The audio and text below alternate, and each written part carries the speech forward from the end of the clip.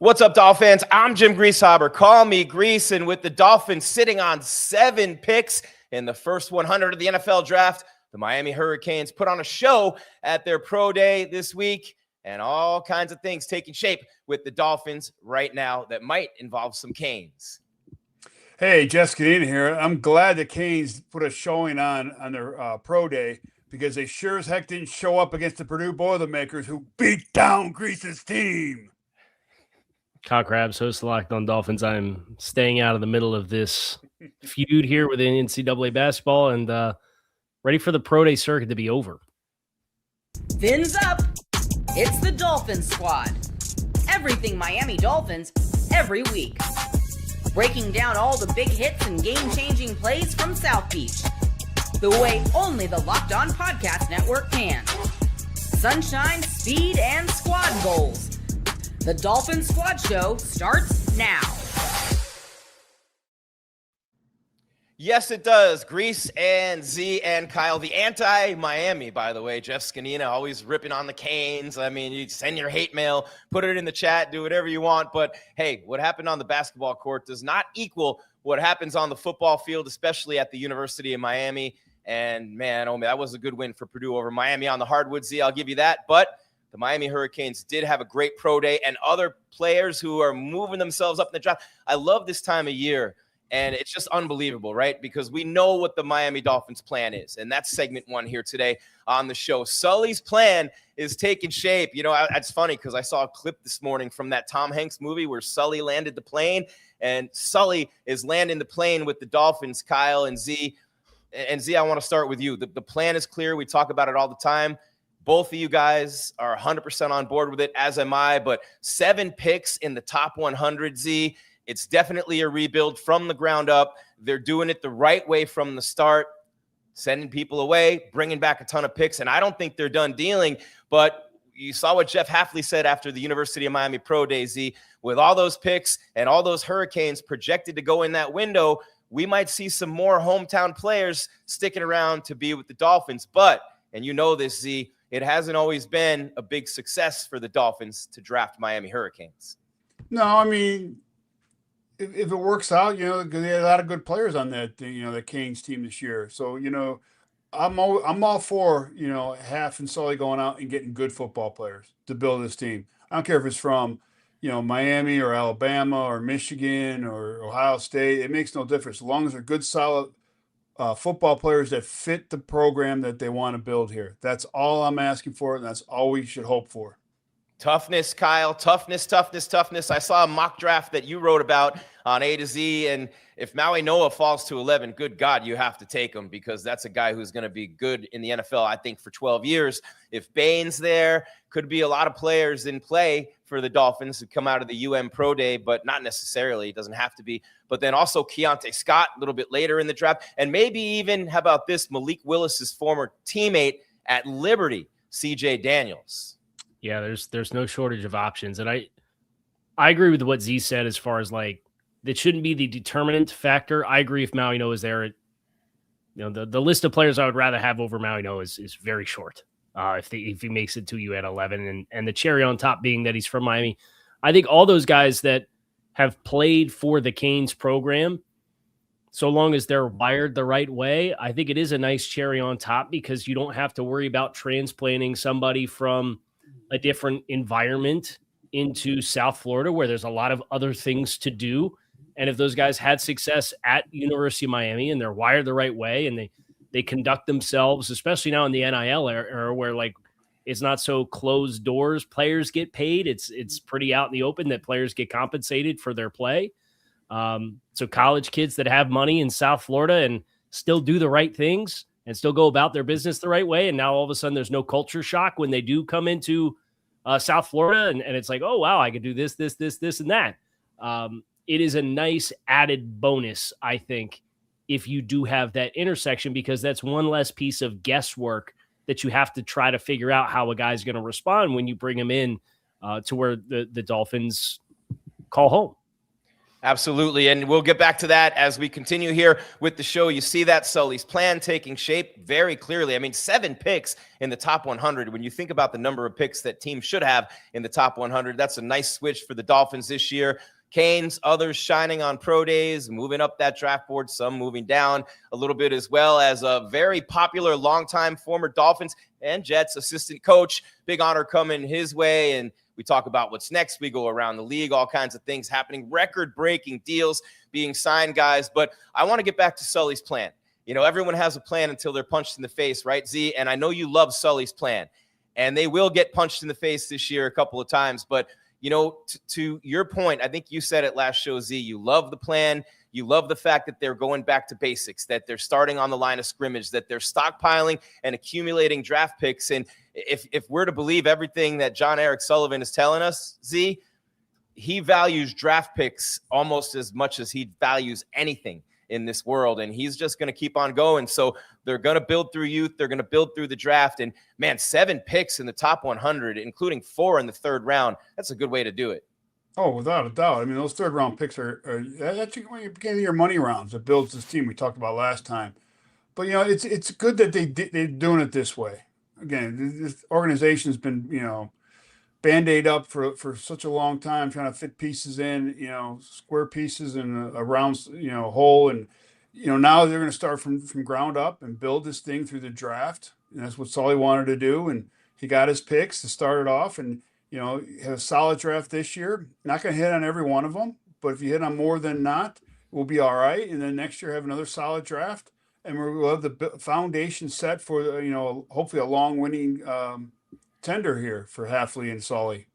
Yeah, and we know a lot of guys from Dolphins days of yesteryear, Kyle, who would love this rebuild. Larry Zonka at the top of the list. It's a Green Bay style rebuild, but it's almost going back to the early years of the Dolphins when they had so much success pounding the football, winning at the line of scrimmage, just bashing teams in the face from the start. So we can call it a Green Bay style build all we want, Kyle. And it is obviously so many guys coming from Green Bay, the GM, the head coach, the quarterback. But man, this is more than just a Green Bay style build, Kyle. This is a complete restructuring of the organization and the culture from the ground up. And I have to admit, man, from the beginning, when I heard what they want to do and they're talking about their plans, easier said than done. But in terms of accumulating picks, in terms of getting everything he could for Waddle, we don't know what's going to happen with Jordan Brooks yet. Sully's plan, I wrote right there in the rundown, taking shape. But he's right on course. And I can imagine this is exactly what he said in those interviews to get the job. And here it comes. Yeah, and it's what he said with his introductory pressers to, you know, the sit-down interview with the in-house media, with the introductory presser when they did the big dog and pony show and they introduced him and Hafley. It's the same stuff he said he was doing at the NFL Combine, right? So there's always gamesmanship that's involved when you're a decision maker for a team and they put a microphone in front of your face and you know it's going to make the rounds, all the things that you say. But I will say, if you take everything that he has said and you kind of look at how they've gone about their business thus far, there's a lot of things that you're able to take at face value because the actions have followed it so far. Now, we need to see how they use these early draft picks. We need to see what they do to add more draft picks, not just for 2026, but long-term. He talked about building infrastructure and these really successful teams that have the pipeline well stocked and they build through the draft. They do so. They probably bat a higher batting average than a lot of other teams, and they certainly bat a higher batting average than some teams, but they also do it by drafting more than everybody else. And this is like the 4th time since 1997 the Dolphins have had 10 or more draft picks in a draft class. Like they just have not done it. The Packers had 3 straight years from 2022, 2023, and 2024 where they had at least 11 picks in all 3 of those classes. Up until this year, the Dolphins had 1 in the previous 30 years with 11 picks in the same class. So right off the jump, you see it, right? But now you've got a chance to move up and down the board. Are you going to trade up and get antsy and go get a player? Or are you going to stay patient and let the board come to you? Or are you going to take opportunities to move down and add more 2027 capital? Like, there's a lot of interesting pieces to this that are going to have to take shape, but everything he's done so far has been things that he's alluded to in some way, shape, or form. Z, if you're one of the guys who's feeling confident that you're going to be here, especially if you play on the offensive or defensive line, you got to be loving this. You got to be loving the style that's coming through the door. You have to be loving the toughness and all those things. But just from a player's perspective, Z, how you feeling if you're a guy who's, I bet you can't wait to get out on the field, right? But how you feeling as you're looking at this team and this organization taking shape in this rebuild? Well, you hope you're going to be here. You just never know, though. I mean, you can say that, but again, they traded Waddle away, and he was one of your top players last year. I think everybody in the building still has a price on their head. If the right price comes through the door, you may get moved.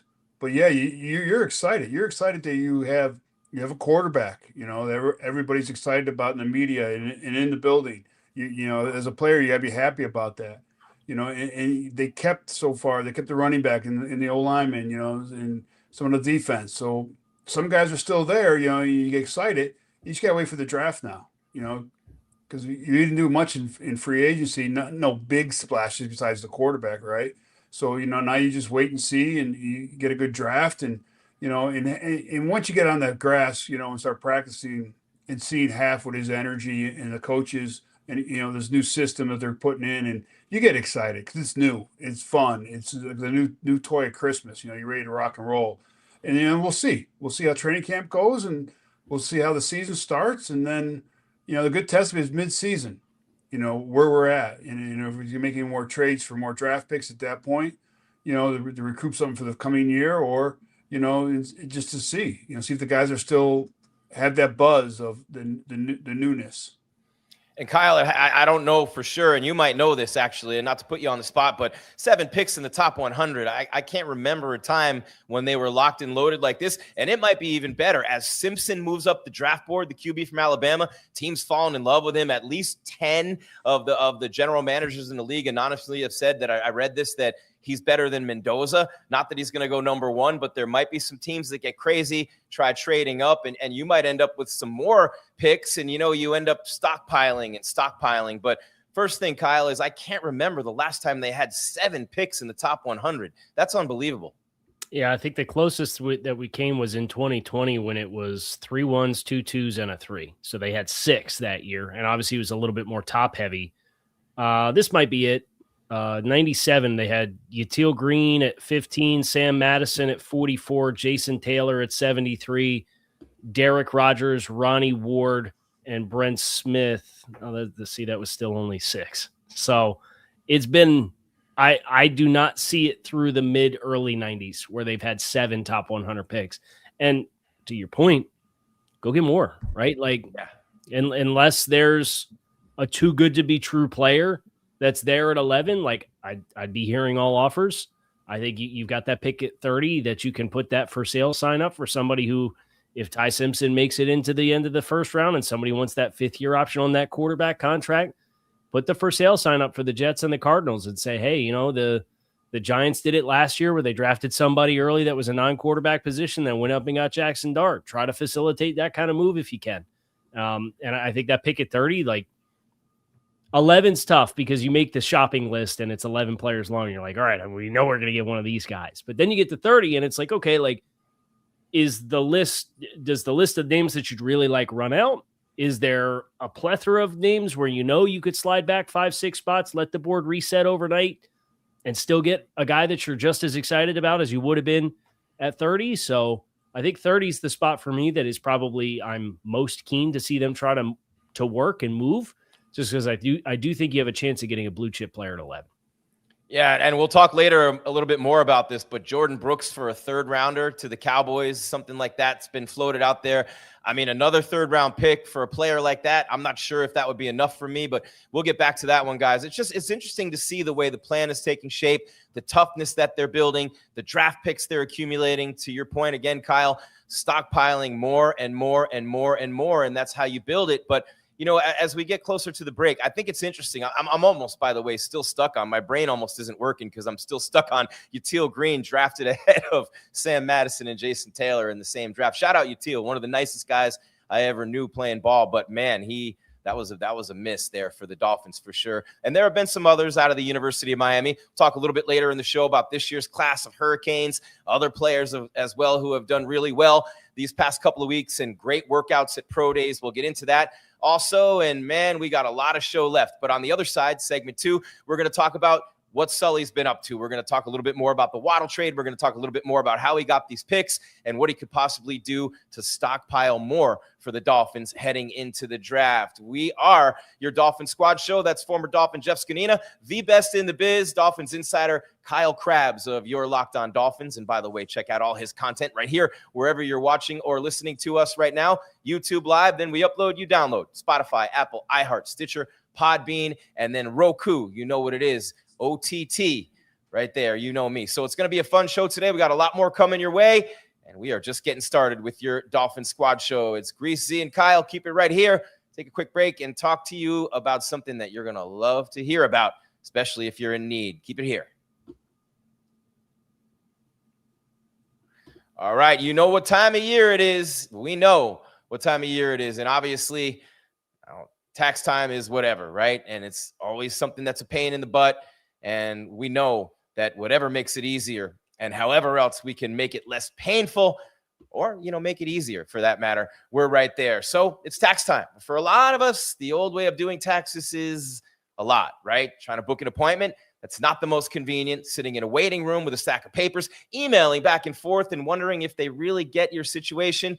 But this year, you're getting a major, major upgrade. Intuit TurboTax now has in-person locations nationwide. You got it. You can meet face-to-face with a real tax expert, and your documents get uploaded straight to your TurboTax app on the spot. And just like that, you're done. Your TurboTax expert works to get you every dollar you deserve, while you get real-time notifications as you go about your day. It's the relief of walking in and meeting a real person and walking out knowing your taxes are being handled right. Head to turbotax.com/local to find a store near you and book your appointment. turbotax.com/local to find a store near you and book your appointment with TurboTax on the Locked On Podcast Network, your team every day. All right, tax time. Did you guys do your taxes yet? Send them in. I'm done. I already got my refund. I'm styling over here. So that's been fun. But yeah, I mean, it's a game changer to have it in person like that, guys. And continuing on with your squad show, fun times. And real quick, before we continue and keep on moving, one more thing we need to do, because obviously the Everydayer Club is super important and you can be a part of it. If you're an everydayer or if you want to be part of that club, don't forget to check out the Everydayer Club for ad-free episodes, access to a group chat with other listeners and viewers of this show and the stuff that Kyle does day in and day out. And all you have to do is tap a link in the show notes and you can get your extra. I love it when they stack things on top, one after the other, Kyle. And I love that Everydayer Club. And you have a ton of them, Kyle. I know that's a good thing for you. Yeah, it's obviously the ad-free experience is a different. I know some people like to listen to the podcast on 2X anyway, right? But then to be able to connect with the community that the Locked On NFL channel has put together it's a great extra on top. All right. So what I want to do real quick, guys, is go through what's been happening here just one more time. Just kind of talk about what Sully's been up to and how this has all taken place. And obviously the big one is the Waddle trade, right? I mean, Waddle, the player, was less important here than Waddle, the asset. And it was to me, guys, and Z, I'll start with you on this, it was the clearest signal of what Sully was up to. It was the number one determining factor when you look at it, say, this really is the plan. Stockpiling picks, what he was able to get for Jaylen Waddle was huge. But, completely just going in another direction from the previous identity of the team. To me, Waddle, 373 catches, over 5,000 yards, 26 touchdowns, stepped up nice as the WR1 last year, but didn't fit the rebuild, didn't fit the timeline, no hesitation. They trade him, but it's what they got back in return, Z, that's really going to be huge for them as they move forward. Oh, without a doubt. It was a great move, by Sully, to get those draft picks for that good player. And it's good for that good player to go somewhere, and have a chance to compete right away for a championship. He's going to a good team out there in Denver, and they were one game away from going to the Super Bowl. So, it's good for the player. But to me, the best move he's made so far this offseason was getting the quarterback Willis. Right there, that was the foundation of this rebuild happened right there, because it takes the ease off of trying to get a quarterback now in the draft high up they reach for maybe, or go out and to pay some big money to somebody, So I think that was a great move for them. Kyle, what do you think of the whole Waddle thing? Obviously, we talked about it a bunch, but to get back what they got back for him is one thing. But that was, to me, the biggest move they made to signify the difference in direction was the Waddle trade. Yeah, well, I think that's the asset that they had that they could really make a splash with, right? I think you look at the rest of the roster, and Minkah Fitzpatrick had very minimal trade value, and they probably could have got something better, but they were more eager to move him and get him off the books. And Jordan Brooks, I know we're going to talk about him and his trade value.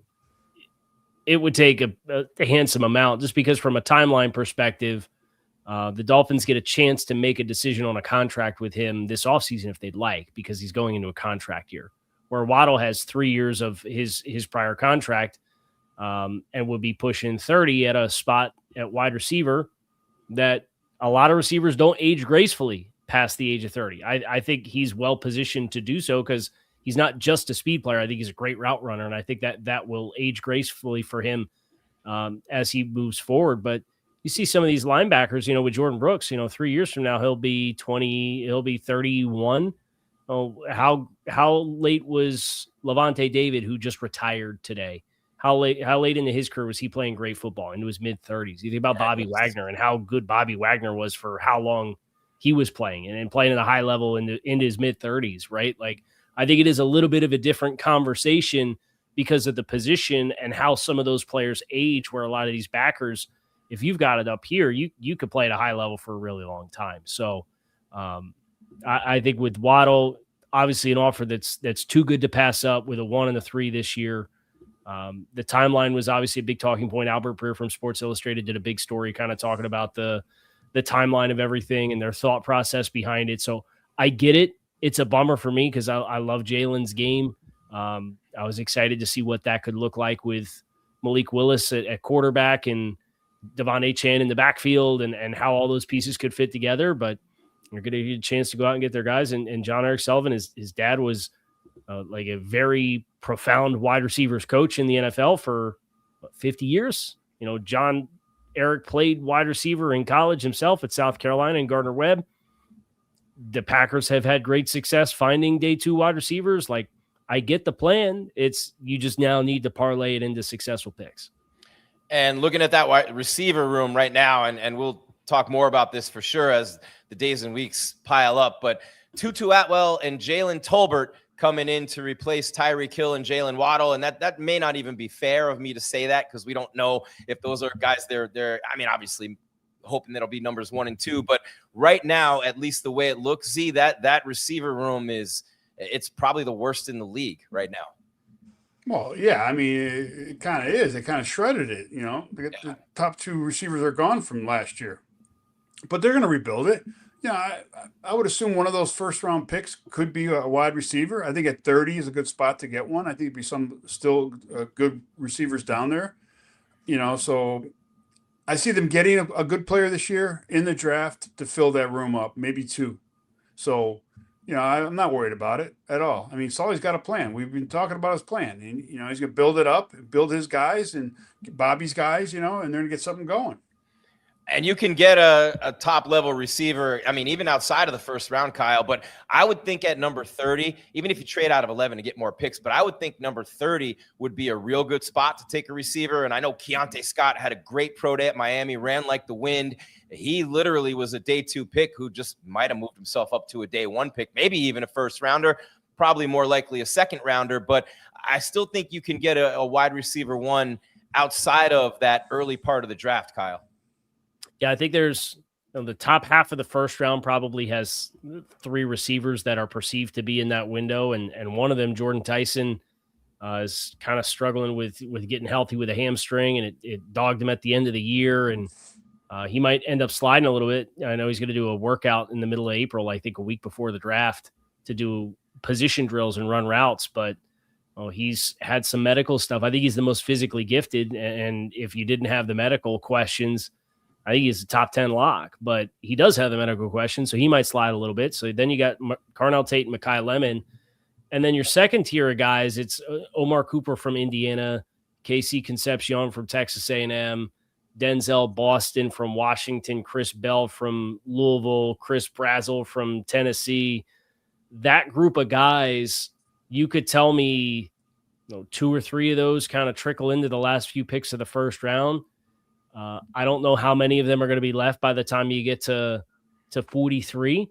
So I do think that pick at 30 kind of becomes like a strategic chip if you are intending to use one of your marquee assets to bring a wide receiver into the room. But I think the pick at 30 is probably the sweet spot with value to find that relative to what some other positions will be there early, the early pick. And Z, you've said it 100 times at least, so I know you want an edge rusher at 11. If they pick at 11, right? That'd be number one for you. Well, yeah, or if they trade down a few spots, still an edge rusher. I don't see them trading that pick out of the first round unless they get 2 next year, But I would assume in the first round they're going to go a D end. I mean, they have to. I mean, there's a lot of good D ends in this draft, and you might as well scoop one up this year. Maybe scoop another one up next year. Just keep scooping them up because you can never have enough of them. No, and they already have a couple of guys, Kyle, who are edge rushers, smaller. Chop Robinson, obviously a former first-round pick, and Uche. So then you're looking at maybe a little bit of size there for the other defensive end spot and someone who can play the run a little bit better. But there are some really good edge, not just edge rushers, but edge players in this draft. Yeah, it's I'm actually pulling up the numbers right now. I think I've got 1, 2, 3, Bain, Bailey, Mesidor, Parker, Arvell Reese, you include him in that conversation as a linebacker, Zion Young, Gabe Akis, Malachi Lawrence, Josh Josephs, Cash Howell, R. Mason Thomas, Keyron Crawford, Derek Moore. I've got top 100 grades on all these guys. Romello Height, there's like 16 of them. So we've seen teams that Sully's been a part of strategically double dip at some positions. This might be a double dip spot with all the like how deep it goes. You draft a guy early and then you're there at 90 or 94 and another pass rusher staring you in the face. Like, it's no holds barred with these vets that they brought in. They're all on 1-year contracts for minimum salary. Right. So I think they're going to have a great opportunity this year to infuse multiple players into at least 1, if not 2 position rooms. Don't expect the whole thing to be done wall to wall this year. Right. Like that there's a lot of work to be done, but they've got assets to add, and they're going to have options deeper into the top 100 picks to add another pass rusher if they go with one in the first 3 picks. Yeah, and Mansour Delane, how about the workout that he had running like the wind, like a Keontae Scott? Speed kills. If he's there at 11, and we know Hafley's background with DBs, do you take him at 11, Z? Depends on what edge rushers are off the board. Yeah, because you talk about Reese, like a cat like Reese, you can have him play in the box backer on first, second down, and then use him like a Micah Parsons, and your third down pass rush. To me, that. I mean, I know he won't be there at 11, but that'd be a no-brainer to me. You kill 2 birds with 1 stone. You're getting a dynamic player similar to a Micah Parsons, out there that you could really disrupt games. And, and Half had a Micah last year. So he knows what kind of player he'd be getting, and what things he could do and was going to do with Micah if Micah stayed healthy. Yeah, that's a trade that the Packers made, right? They accumulate assets and they swung for the fences. It really paid off until Parsons got hurt, and obviously Jordan Love got hurt late, so things kind of fell apart for the Packers, but it was the injuries. They were set up, and they looked like they were going to make a run, guys, and then the injuries got them. But when I look at this draft and I look at, the things that have changed, Kyle, I want to first address something in the chat. Someone's asking about top 30 visits. I think that's a good thing. We talked a little bit about the show, about Keontae Scott being at the facility, and those top 30 visits will start happening. So any word on those? Yeah, so the 30 visits, I don't think the Miami kids count because they're local. I think you can get those guys in, right? So Keontae Scott and Ruben Bain were both in the building today for visits and meetings with the team. But most of the 30 visits that we've heard on at this stage are wide receivers. where it was Denzel Boston, KC Concepcion from Texas A&M. Believe Makai Lemon was a reported top 30 or 30 visit that they had. So a lot of interest. Ted Hurst from Georgia State, who's a top 100 guy. Those are the guys that we're hearing right now. They'll usually come out. A lot of guys kind of the meat of the pro day circuits here, getting ready to finish up. So then go on some visits. And Z, you can let me know from what your experiences have been if this timeline's different. But usually they wrap everything up about a week and a half to 2 weeks before the draft, and that's kind of gets real quiet. And then you go through some stuff, and you get a little time to let everything settle before you make your final rally before the draft. Yeah, usually the week before you cannot do any Zoom calls with the players. You can't have any more 30 visits in. By then, you already had your local free agent pro day, and all that is all taken care of by then. And then you just wind it all down. But again, any kid that's got any local ties to Miami is able to come to that local pro day, either from playing at Miami or a small school or live there but play somewhere else. You're allowed to show up for that. So that's another way you can get guys into the building. And it's going to be a lot of fun to see what happens as we get closer to the draft. I don't think they're anywhere near close to done with wheeling and dealing either. And I was thinking about it as we were talking there, guys. If Bain's not there, if Maui Noah's not there, if Reese and Bailey and Sonny Styles and Caleb Downs and Jeremiah Love and all those guys are gone, yeah, then you're looking at, and by the way, Delane is now projected to be number 10, which is right before the Dolphins pick. So you might end up with one of those guys slipping to you, and then you might have a team who really wants one of those players. And then what, right? Because we could see it. And I if I had to bet right now, guys, I would say that the Dolphins actually trade out of number 11. If I had a gun to my head or if I'm putting my house on the line, I would say that they definitely would trade out of there on draft day or maybe even before. This is your Dolphin Squad Show on the Locked On Podcast Network, your team every day and the number one sports podcast network. Kyle has got, and I lost everything on my screen. So yeah, take the Robinhood overlay down. The files messed up. So I'll tell him like this. You threw me for a loop. Thank you, Kyle. Yeah, mid-sentence, too. I know. I was like, I heard the hesitation in your voice. So I was like, no, you're still here. Keep talking. Doing again. I take my mic away. Take my video away. Man, I'm sorry. Don't be a sore loser, Gries. Don't be a sore loser. You guys know that it's Robinhood. And I mean, like Robinhood, take from the rich, give to the poor. Or like Ice Cube, Robinhood, because it ain't all good. Here's Kyle with Robinhood, and then we keep it going. And thankfully, I'll just be quiet. What if sports were traded like markets? Now you can put your sports IQ to work in real time with Robinhood prediction markets. It's not you against the house. It's you participating in a live market. You can buy or sell your positions live all game long. Use your sports knowledge in the moments that matter. Robinhood prediction markets changes the game. It's people moving the action. So when momentum shifts, you can move with it. I always knew the game, but finding that dynamic way to apply that knowledge, that's a game changer. Now you can actually take part live in a market powered by people. You're no longer just a spectator. Play by play, you decide. Trade every play with Robinhood.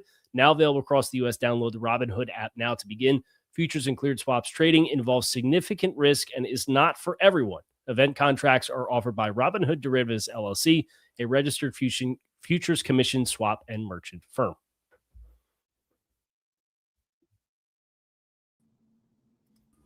There we go. All right. I'm not putting here real quick. Just there. Robinhood.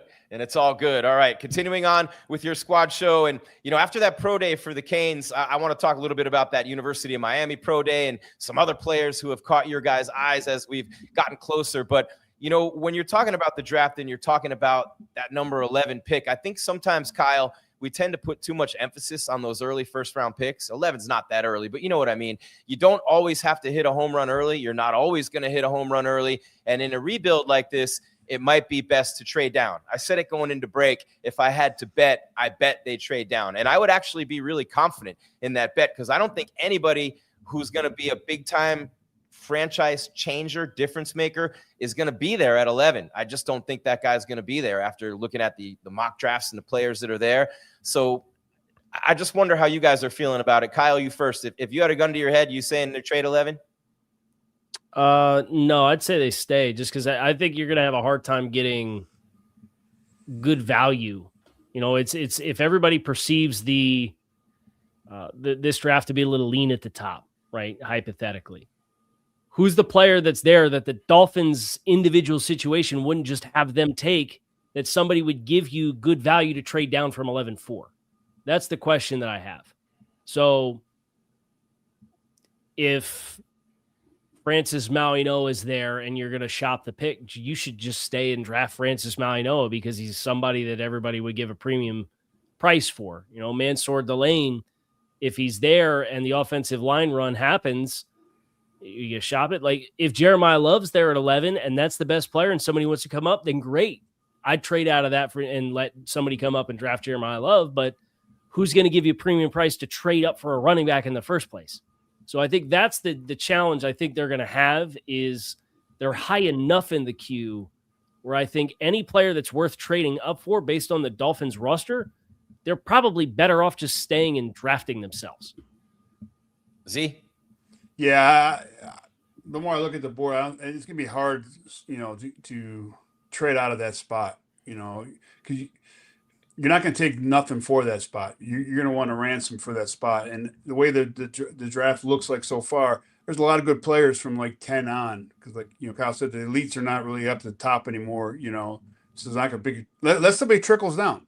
Somebody falls, you got a chance, but I don't see that really happening. I think there's too many spots ahead of us for that to happen. So in a perfect world, yes, I'd like to trade down 5, 6, 10 spots, get a good quality player, get some more picks. First round pick next year, potentially. Yeah. But I just don't. I don't see there's a single player that is going to, again, unless somebody drops. Somebody's got to drop that somebody's hot on, or two people are hot on, or something. I mean, even like a swap one spot, you're not going to get a whole ransom of picks. And that's not going to help out. You'll get a late, maybe a mid pick and a late round pick, swap it or whatever the number is. One of those guys is going to be there, Kyle, whether it's Mauigoa, whether it's Bain, whether it's Delane. One of those guys is going to be there based on all the projections I'm seeing. And I don't think that any of the super elite defensive players will be there at 11, at least from what we've seen so far. But it's going to be fun to see as the draft gets closer what happens there. And I just want to throw a little teaser out there. I still don't think it's out of the question that they trade Achane. I think that might have been some posturing there, depending upon what kind of deal they could get.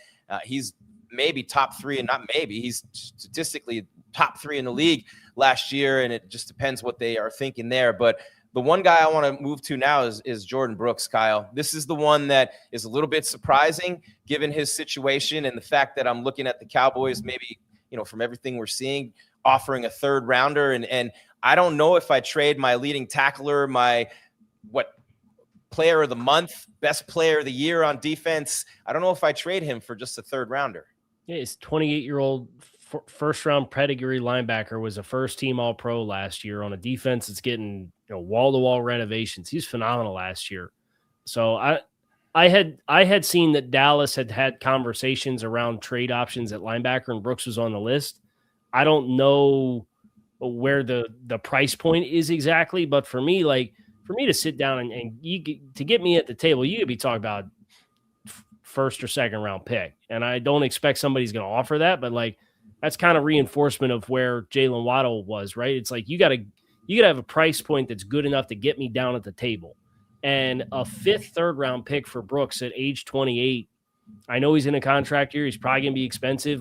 The juice is just not worth the squeeze there for me for that, because at some point you got to feel the defense, right? And you got to have a few players to be the cornerstones and pillars of what you build around. And they seem to think their quarterback is that. There's some posturing that De'Von Achane's one of those players. Patrick Paul and Aaron Brewer on the offensive line. And defensively, Jordan Brooks he's phenomenal last year, right? And with how good he is and the leadership that he brings to the table, he's in the prime of his career. He's probably got 5-6 years of prime play left in him, health willing, and if he's able to stay healthy. So for a player like that, you got to have the too good to be true offer, and that would not, for me, be a 3rd round pick. What would it be? I mean, you got probably be talking about top 50 value. Yeah. To get me down at the table and talk about it and take it seriously as a candidate for something to consider. At 28, Z, a leader on this team as well as a great player, right there in his prime at 28 too. So I'm with Kyle. It would have to be a lot more than just a third-round pick for him. Yeah, but again, he's 28, contract year. Probably won't be able to afford him after this year. It's a good chance, he could price himself out. So I don't know if it's a high third. I don't know. Sully's getting greedy right now with these draft picks. So that'll be 5 third-rounders, Kyle. Yeah. Right? Get your third round pick by trading back 3 spots from 30 to 33 or 34. And because from a cash perspective, right? Who's high budget players on the cash payroll right now? It's Malik Willis. They're paying Tua $50-something million to not be on the team, but it's Malik Willis. The first round pick at 11, I think, is currently scheduled. Like Waddle was going to get 17.5. He's off the roster. Who's left that's making big money for you right now? So when you look at like the long-term scope, you're going to have to pay somebody. There's a cash floor you have to meet on a 3-year rolling basis. So if you keep and pay Achane, if you're obviously paying Malik Willis, if you pay Jordan Brooks top 3 linebacker money, that's $19 million plus a season. I think he's worth that. I'd be totally comfortable paying him that. Now, they might not be. Maybe they don't see the value there. I know Green Bay used a first-round pick and a second-round pick on linebackers and Edge Cooper and Quay Walker, so they seem to have some appetite for premium investments at linebacker. So I just read the tea leaves, and I think Zach Sealer's got a better chance of getting traded in the summertime than moving Jordan Brooks, in my opinion. Yeah, and I hope Brooks stays for that matter. But Achane might be a different story, Z, and I know they've said what they've said, but, I mean, the wide receiver market just went nuts with Jackson Smith and Jigba, a record-setting deal, and maybe deservedly so. It's a lot of money for a receiver, but for a running back like Achane, who can catch it out of the backfield, who can run, and just coming off a career year, young guy, so young, and just coming into that prime, and he's going to get huge money, Z. This is enormous. So they're going to have to make that choice. They're going to have to pay this dude big money, or they're going to have to trade him now. And I think it's TBD because of the fact that the market really hasn't been set for running backs yet, Z. No, it hasn't, but I don't see them trading him. I just don't. I mean, going like Kyle's, they have to get an offense out there, and this back fits what Bobby wants to do. He can catch the ball, he can run the ball, he got good vision. I mean, he does zone scheme very well, and I think that's a good fit for this team. And it's gonna be hard to find a guy like that. I don't see in the draft you can get somebody, but. And I know in that system with the Shanahans, because Bobby Turner, the running back coach that's been with Mike Shanahan and now Kyle, and he's developed these running backs, for this system. I just don't see that happening right away, with a new guy. So that's why I think Achane will not be on the move. Hey, Kyle, you wrote about this on A to Z, and we're talking about Achane, and I find it interesting because you're quoting Adam Schefter talking about Bijan Robinson and Jahmyr Gibbs with Achane right in that grouping. And with that trio right there, I mean, we could be looking at record numbers. Yeah, I think you'll definitely see somebody get up where I think Saquon's at like 20.6. Now, here's the thing that, it behooves Miami to get a deal done if they're going to get a deal done with De'Von Achane before Jahmyr Gibbs and Bijan Robinson get deals done, because I think they will extend the ceiling over what it is right now. But the things that Miami has going for them, De'Von does not have a 5th-year option on his contract where those other guys do. So I think maybe those 2 backs, because they have a 5th-year option, well, sometimes your agent wants you to be the last one that signs. You think about some of these quarterback contracts and Jamar Chase with the wide receiver contract, and it was the resets kind of incrementally happen. And usually he who signs last gets the biggest deal. That was what it was. Max Crosby, then Daniil Hunter, then Myles Garrett, then Micah Parsons, or then Aiden Hutchinson, then Micah Parsons. Those were all market resets last year in the offseason at the edge rush position. So, for guys that, hey, we know we've got the 5th-year option, they might be keen to wait. I know Detroit's usually pretty proactive in getting them done. So I think Gibbs is probably one to watch.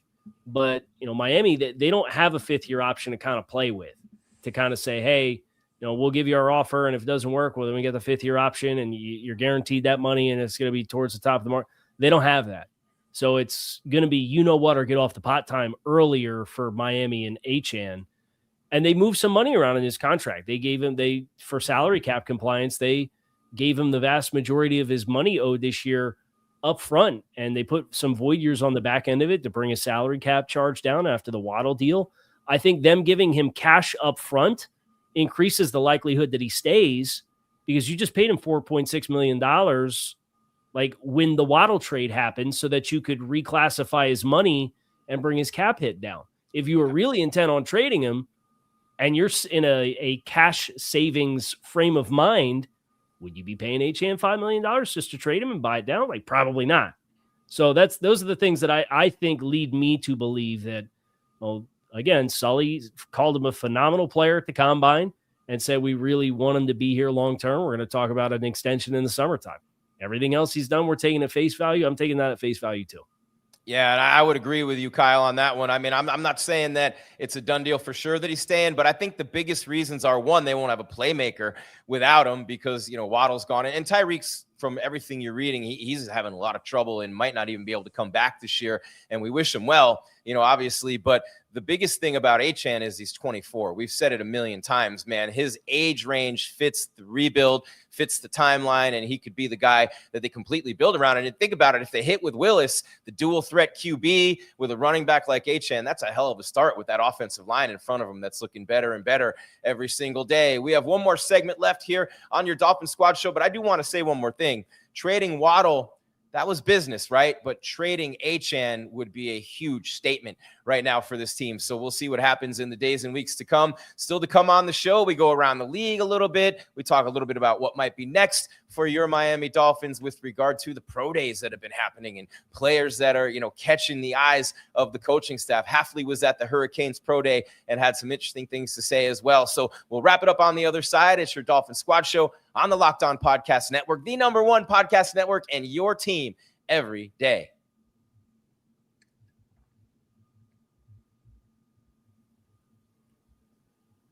Wrapping it up. And of course, we go live on YouTube twice a week, a little off this week. We're the first episode today on a Tuesday, obviously, but normally Mondays and Wednesdays. And during the season, one of the 2 shows a week is the post-game show. But man, oh man, it's so much fun being here and following everything here this off season. Kyle's been super busy on the channel. Make sure you go back and watch and download, listen to a lot of his content. The best in the biz, Kyle Krabs here on the Locked On Podcast Network, guys. As we wrap it up here on the show, it's interesting. You know, the draft is coming up. The culture is completely being established step by step right now. Some hope for the future, obviously, and so much more, because when you looked at the situation, Kyle, to finish out last season, and you see all that dead cap money from Tua, and you see, Tyreek Hill and all these deals, what a great job so far by Sully to get where they are. And he's just getting started. So if this is any indication, it's going to be a lot of fun these next couple of years of accumulating draft picks to where you get a really nice core. They haven't had a real good, nice young core in a long time, Kyle.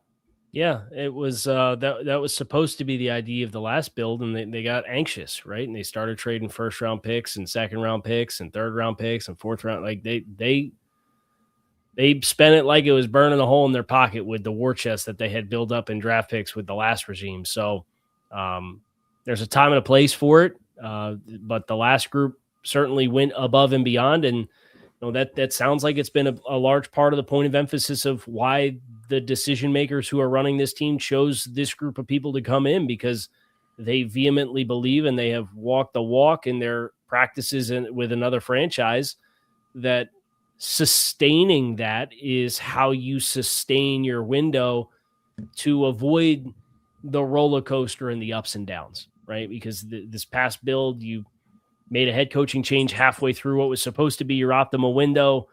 Then you deal with some coaching growing changes and some quarterback injuries. And then you really only have like 1 year of an optimized window to compete with the roster that was constructed with all the draft picks from 19, 20, and 21. You really only had 1 year opportunity with it because of all the changes that were happening around it. So if you can reduce the lows, it's still cyclical. You think about a team like Baltimore and Buffalo and Philadelphia, they still have their optimized windows and their years where they're not as optimized to be the best version of the team, but they're still competitive because of the quality of the players they have on the roster. Well, they have this rolling. This is how Howie Roseman always does these deals, where it's like, Howie did it again. How does Howie keep getting these deals done? It's like, well, because he's always got extra draft picks to work with. So if a player is available and you're a stable roster and you've got a year's worth advance in some extra draft picks, that's how they trade for Jalen Phillips, right? And then they let him walk. They're going to get a comp 3 for him in 2028. So if they get to the trade deadline this year, they want to go out and get somebody else, they could trade the 3 next year because they know they're getting a comp 3 for letting Jalen Phillips walk. So you kind of learn how to game the system a little bit, but you have to have a certain level of stability for that to be how you operate. And when you spike your roster and then it falls off a cliff because you draft 8 players in 2 years and 2 of them make the roster like 2 years later, like that's not being sustainable and allowing that model to work for you. Yeah, and we also have the possibility of anybody, and I'm looking at Chop Robinson Z to be the Patrick Paul of 2026, meaning to take that giant leap, because let's not forget what we were saying about Paul going into last season and what a gargantuan leap he took to now being a centerpiece of the franchise. If Chop can take a big step forward this year, that'll be huge for Miami. We haven't talked about him much, but with everybody, Chubb's gone, obviously Phillips gone, but when you look at Robinson, what an incredible opportunity for this young man to step up. And we know the talent's there, Z. We know that for sure. Oh, yes, it's there. We just got to see it now. I mean, it's all on him now. I mean, again, they're going to get somebody on the other side, to balance that off and everything. But, the heater's on him now. It's time for him to rise up and shine and show that he's worth that first-round draft pick from a few years ago. All that talent coming out of Penn State and everything. He's got to get rolling. And Z, when you talk about January football, right, we talk about postseason football. Clearly, this last version of the Dolphins was not built for postseason success, obviously, right? And not many versions of the Miami Dolphins have been built for postseason success in a long time. But we talk a lot on the show about the trenches, Z, the offensive and defensive lines, and you have to win there to win football games. But then you look at what Seattle did. They're outscoring teams, the Rams, and then they put up a ton of points in the Super Bowl. So playmakers are still at a huge premium in the NFL. So it'll be interesting to see what they say. But how do you find that balance, Z, in today's game, say, versus the NFL that you came into? Well, if you look at Seattle, that D-line was stacked. Yeah. They built that team, between, trades and free agency. And, that was a pretty good defensive line. And their offensive line was very good, too. So, I mean, it was still built that way. And then they had playmakers that they, had put, in place, too. How was it different? I mean, back in the day, you always drafted O-linemen and D-linemen. That was the thing. Every draft you go into, you would draft sometimes at least one on each side of the ball. 2 was preferable. If you had enough draft picks, you've always drafted 2 O-linemen and 2 D linemen. You see how it shook out, and that's just how a lot of teams were built. I've been on some teams where we didn't pick any O-lineman or D lineman in a draft, and it'll show up either that season or the next season. You can never skip a year. You always got to draft the trenches every year. What about next year's draft, Kyle? What about possibly part of these deals and these trades coming up to start stockpiling for next year? Yeah, I think that's where I think the conversation probably shifts now that you have 11 picks is, any trades. And Albert Breer, part of the conversation that they had about the Waddle deal was Denver's original ask for the 3 was to be a 2027 3, and he turned it down. He wanted it this year. So that was why they ended up doing the 4th round pick swap where Miami went back from 111 to 130 and moved down 19 spots in the 4th round, was so that the 3rd round pick that Denver was sending was going to be this year. You got almost a dozen picks at this point, and you could tell me they pick 18 times. I'd be all for it. I think that'd be awesome. But I do think that at some point that it can't just be a one-off, right? Like it only behooves you at some point to start to make sure you have more flexibility moving forward too. And maybe that doesn't happen this year with good value, in which case we'll be doing squad shows next March 24th talking about, hey, they really need to consider trading down with their 1st round pick. Hopefully Malik Willis is awesome and it's a good quarterback class, and we feel comfortable with them selling in a group with a bunch of quarterbacks, because now you can really charge a surplus. You can charge an arm, a leg, a kidney, and half a liver for somebody to trade up for a quarterback if you feel like you got your guy, right? So that's a long way down the road, but I do think that the conversation probably at some point should shift to what do we do to get some extra picks in 27? What does that look like? And how do we not cut our nose off to spite our face in doing that? All right, Z, I've been waiting all show to ask you this. The Miami Hurricanes at Pro Day, some big performances. Ruben Bain Jr., Keontae Scott's the one, though, that I want to talk about. This guy last year, and I do the Canes postcast. Shout out to Alex Dono, who's literally the Kyle Krabs of college football on the Locked On Podcast Network. The Miami sites are the best, one of the best on the network anyway. But when I talk to Alex and when I talk to my people down there, Keontae Scott's the kid everybody's been talking about going into last season. He just ran like the wind on the pro day, and he probably ran himself into the second round, maybe even late first. I don't know, but Z, 6 feet, 195, hits like a stud with a nose for the ball. He's a slot corner, but he can play out on the outside. I mean, there's so many things that he can do. But in general, I just want to get your thoughts on the kids from Coral Gables and, you know, what that pro day actually means, because you've been to your share of those. And every team in the NFL, by the way, was there, including the Dolphins.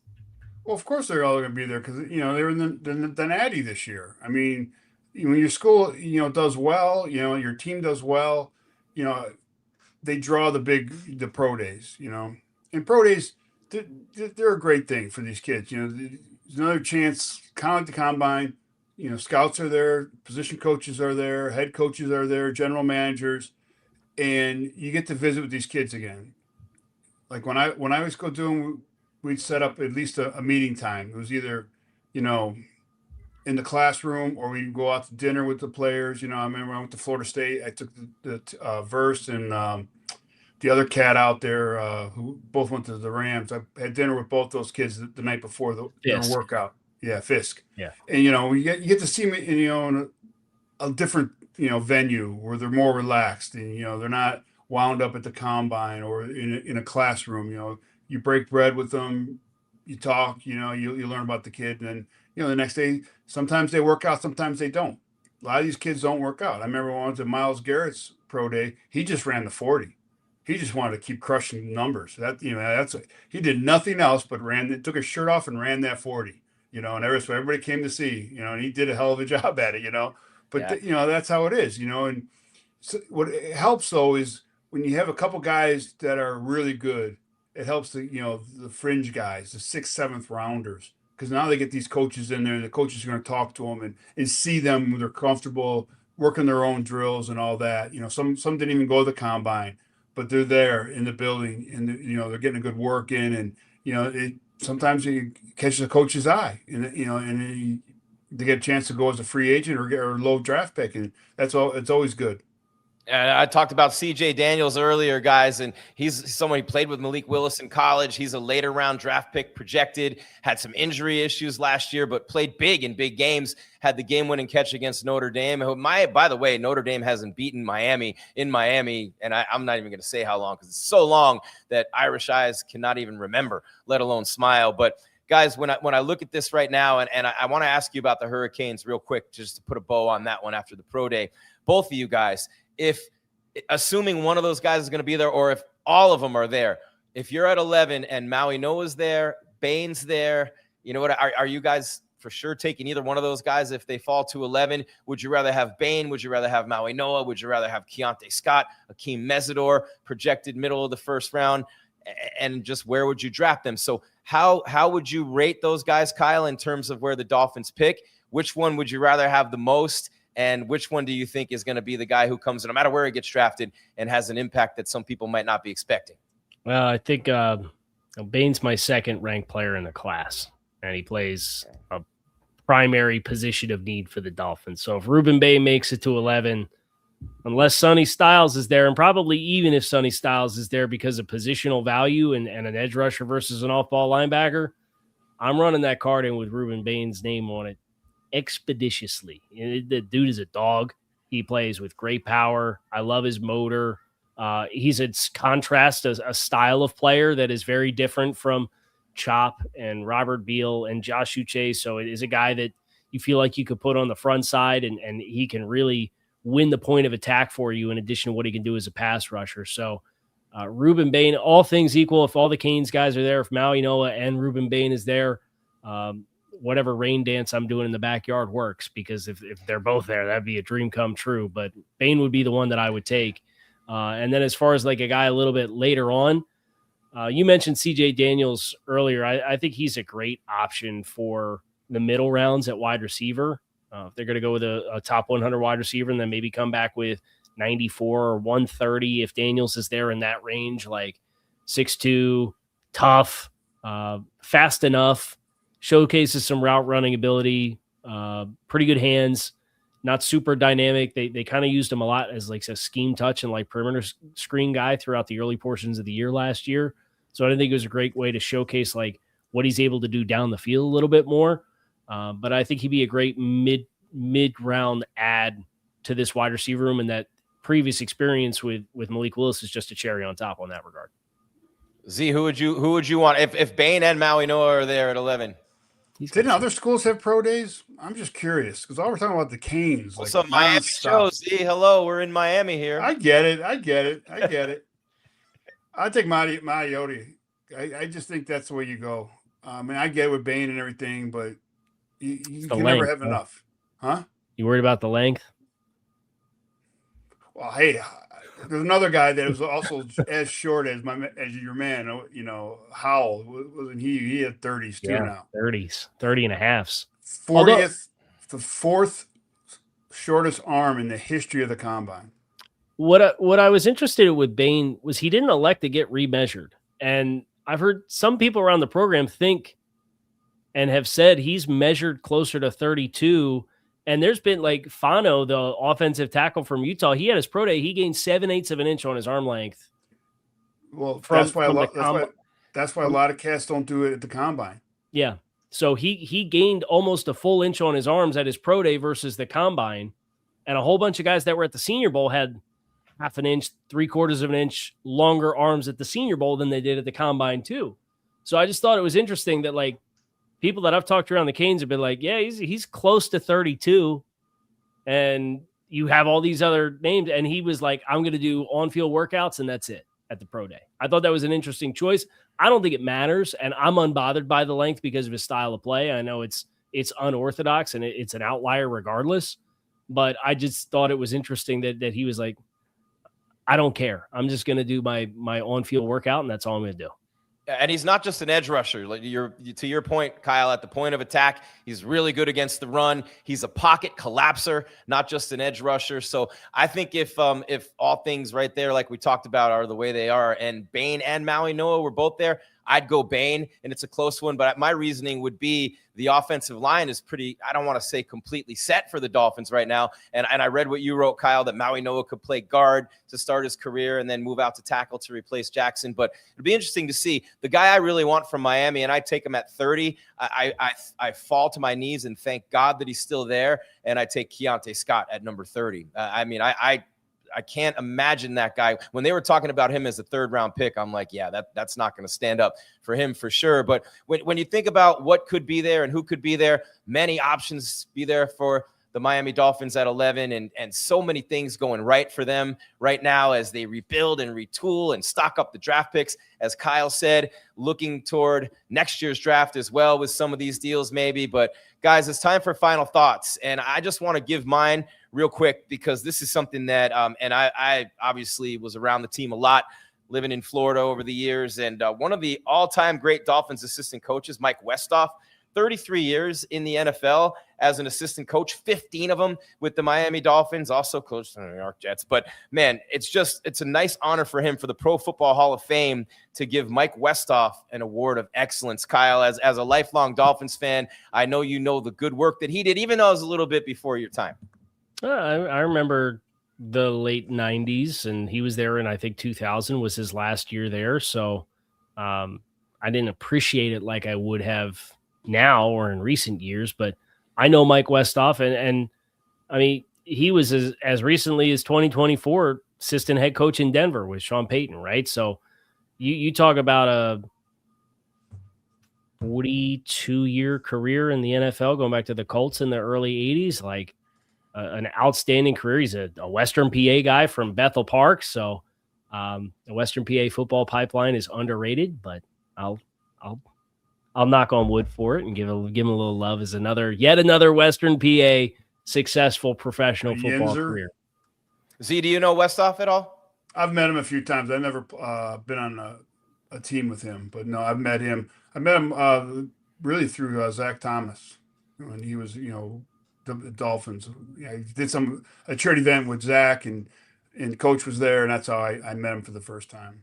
Special teams coach is about anonymous as anonymous can be, Kyle, until some bad things start happening. One of my buddies in Arizona was the special teams coach for ASU last year. Great coach. He's coached at U of A. He's been a head coach on the college level, but their special teams were a disaster last year. And all of a sudden, everybody knew his name, right? So until, things start going south, you never even know. It's a thankless job.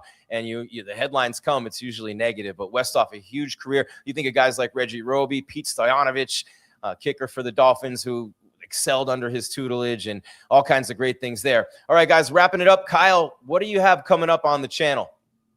A lot of positional deep dives, focused on these top 100 picks for now, and then we'll really get into the weeds a little closer to the draft. But kind of just setting the menu of how I value players and names to know. We did wide receivers today. We're going to do edge rushers tomorrow. For pick 11, who are the names that should be in consideration in my eyes. Pick 30, who are names that are not at 11 that should be in consideration. 43, and then the third round guys. And that's kind of templated. We're going to do all the positions of need and just get as many names to the table before we really start to get in the weeds on guys individually. All right, and that's Kyle Krabs, Locked On Dolphins podcast. Don't forget, it's right here on YouTube or wherever you're getting us, downloading us on the audio side, or Roku for that matter. So you'll find us wherever you're finding us right now. And by the way, if you're an audio person who downloads the show, check us out on YouTube as well. You get some extra things there, including the live chat during the show. And if you're a YouTuber, check out the audio side as well. It's pretty convenient when you can't always watch. And so we're doing equally well on about both sides. I say we because I'm just attaching myself to the Kyle Krabs train right there. But we're wrapping it up here on the show. We got another one coming up this week as we inch closer to the draft. Things really going to start taking shape for the Miami Dolphins. But so far, so good. Sully doing well, guys. And another good show today. You guys make it easy. Thank you, Z. Thank you, Kyle. Yeah, no, it was a fun show today. Fun show. All right. We will let you know, guys. Keep looking. We got one more this week, and it's TBD right now. Or as this dude who I sat with, you know how you go on a cruise and it's like 3 couples at a table? This one dude had a girl with him, and it was like 2 couples who were married, and you get that weird couple, and he goes, oh, it's just me and Tabia. And I'm like, Tabia? He's like, to be announced. He doesn't tell anybody they were going on the cruise until the last second. But, man, it's a lot of things coming up. So TBD, the next episode of your Dolphin Squad Show. Until then, keep your game tight and your mind right, and we will see you next time on your Dolphin Squad Show.